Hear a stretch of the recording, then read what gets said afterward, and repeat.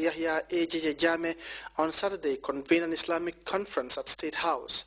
The conference attracted notable Islamic luminaries who delved into contemporary issues affecting the Muslim Ummah. Mahmoud Jallo reports the conference also witnessed an Islamic recitation, azan and zikr competitions where participants won numerous prizes courtesy of the Gambian leaders' benevolence. The second round of President Jammeh-sponsored Quranic recitation, azan and zikr competitions was Saturday evening held at the State House grounds. The event attracted dozens of Islamic scholars and students, all vying for prizes on offer. The event follows successful Quranic recitation competitions, also sponsored by President Jammeh. Speaking before the start of the program, Alhaji Muhammad Lamin Toure, President of the Gambia Supreme Islamic Council, thanked President Jammeh for sponsoring such initiatives. This, he argued, is unprecedented in the history of this country and has led to a resurgence of Islam in the Gambia. These remarks were echoed by Mamadou Sabali, Secretary General, Head of Civil Service and Minister for Presidential Affairs, who also urged Muslims to pray for the Gambian leader for his support to Islam and Muslims.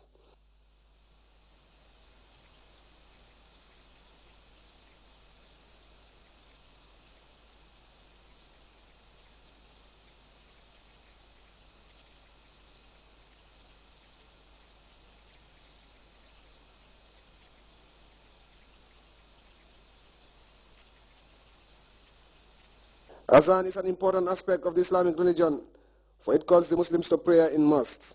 14 contestants took part in the competition for the best muezzin, to be chosen by a panel of judges specially selected for the occasion. This is only the second time that muezzins had the chance to show their talent. Ashhadu an la ilaha illallah. Ashhadu an la ilaha illallah.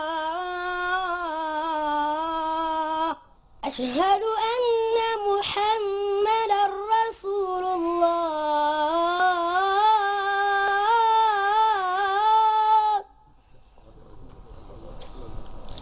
أشهد أن محمدا رسول الله.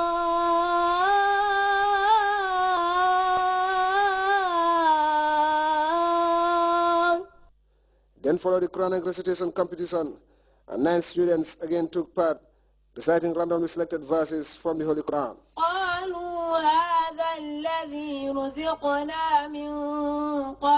The last was the zikr competition, which also attracted several groups and schools. After carefully listening and assessing the participants and their performance, the judges announced the results for the various categories.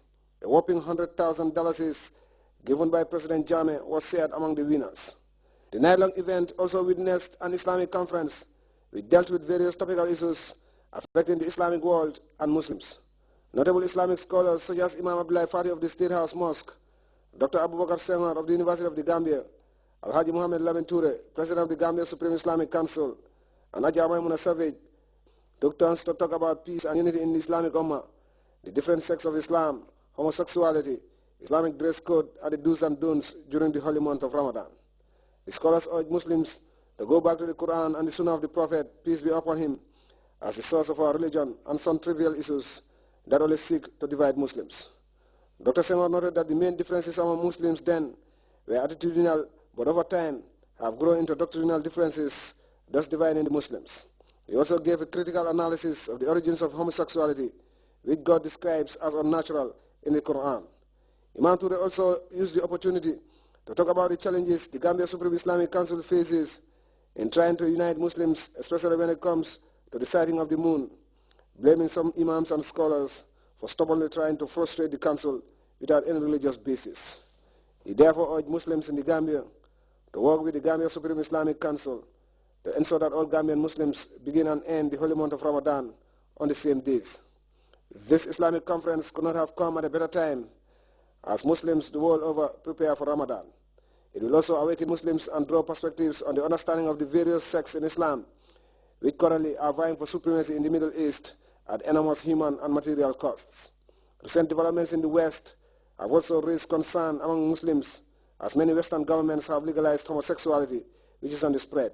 The conference therefore will enlighten Muslims on these issues and help galvanize collective action among Muslims to guard themselves against such divisions and vices, which, if unchecked, is a recipe for disaster. Mamadou Diallo, GRTS. These days, many people believe modernity has solely encroached into some ancient beliefs and customs that held sway several decades back in the Gambia. Some of these practices, particularly known as traditions, are beginning to give way to new discoveries and ideas. Ibrahim Bali recently traveled to the Upper River region to examine how a sustained campaign by reputable institutions is making communities abandon centuries-old harmful practices against girl children. Activists alike find tough nut to crack. This is particularly so because of so many factors. One of them is the unbridled bond between the community and customs or traditions handed down by their forebearers. For centuries, communities have been practicing what is considered today as harmful and unhealthy. The name has been modified out of respect for women.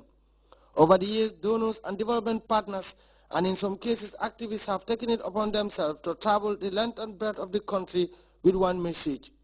The mainstream media has also been co-opted into the crusade. The recent trip to the Upper River region with UNICEF and field officers on the ground took us to the other margins of the country. Crisscrossing the country is by no means an easy undertaking, so I wanted to find out how journalists are going to break an area that is entrenched as a rock in a mountain.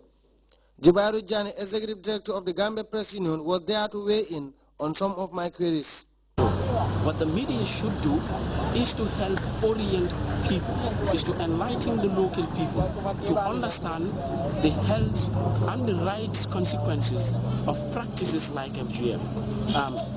People hold on to traditional beliefs, and the only way you can make them abandon it is not by force, but it's actually to enlighten them to understand for themselves that these practices are bad and they will abandon it themselves, and unlighten people always act the right way. In this crusade, there are multi-sectoral partners and multidisciplinary approaches taken. The Department of Information Services liaises with journalists each time something meaningful is registered. However, Njai knows full well that it is not going to be easy to convince a community to completely abandon their traditions. Harmful should be avoided. This is why this project is here today, to partake or see, the understanding of the communities that were performing FGM. Because of advocacy and sensitization, they have understood that FGM is something that should not be practiced. So us being here today, we'll be able to carry these messages, disseminate the messages, disseminate the awareness of these communities to the benefit of other communities who are practicing FGM, so that they can also learn and perhaps abandon the practice. On the side of UNICEF, there are limitations as regard how far they can go. Sally Singati is a communication specialist. She said she has over the years built a sustained relationship with members of these communities. And what we're hoping to do through this program is to engage the media further so that you can help create visibility on these elements, looking at the aspect of equity, for instance. We know that quite a lot of progress has been made, in these different areas, but we also know that there are pockets of children and women remaining who don't really have access to some of these services. So this is really where we want the media to come in. You can complement the work that the government, UNICEF and other NGOs are doing by ensuring that focus is placed on these communities, basically on their situation, on the remaining gaps, on the achievements, basically that have been, other achievements that have been achieved within such communities. But basically what these communities need to be on the same level as, basically other people who are accessing their rights in these different elements. It is one thing to abandon centuries-old practices. The other issue is about stepping up to the plate and concentrating on something else in life. Perhaps one need not to be reminded that this is an agrarian community, and for several years they've always used this land to till the soil and plant crops and feed their families. That's something they are not going to stop anytime soon. Ibrahim Balde, GRTS News. As part of their commitment to complement government's efforts in keeping the country clean, the people of Kombo North, led by the